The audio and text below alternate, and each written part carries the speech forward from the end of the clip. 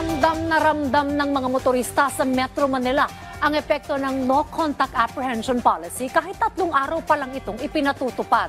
Yan ang ulat ni Bernard Ferrer.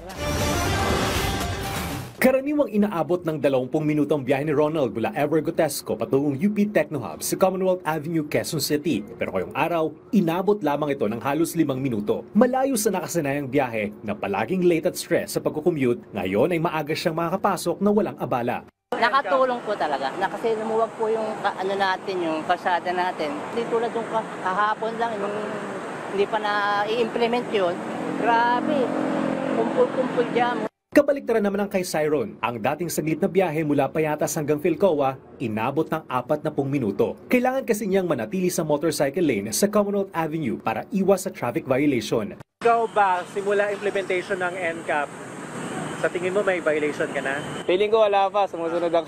Sa ikatlong araw ng pagpapatupad ng NCAP, mas maayos at maginhawa na ang daloy ng mga sakyan sa Commonwealth Avenue, bagamat kita ang pila ng mga motorsiklo sa motorcycle lane. Sinusunod din ng mga PUV ang tamang loading at unloading zones na nakatutulong upang maiwasan ang abala sa kalsada. Nilinaw ni MMDA Chairman Romando Artes na dadaan sa masusing review ang mga namonitor ng paglabag sa NCAP bago magpadala ng notice of violation sa mga motorista. Ani Artes, hindi agad ituturing na paglabag ang simpleng pagtapak sa linya. Itinanggi rin ng MMDA Chairman na ginagamit ang NCAP bilang income generating scheme ng MMDA. Giit niya, layunin ng programa ang disiplina sa kalsada. Dagdag pa niya, gumagamit sila ng mga makabagong camera na may artificial intelligence o AI upang masigurong tama at makatwiran ang pagtutok sa mga paglabag. Mahigit 2,000 motorista na ang naitalang lumabag sa NCAP mula nang muli itong ipatupad noong Lunes sa mga pangunahing lansangan sa Metro Manila, kabilang EDSA, C5 at Commonwealth Avenue. Mula alas 6 ng umaga hanggang alas 11 ng umaga ngayong Miyerkules, umabot sa 394 ang naitalang lumabag sa NCAP. Karamihan, hindi pagsunod sa traffic sign at motorcycle lane sa Commonwealth Avenue, hindi tamang pagbababa at pagsakay ng mga PUV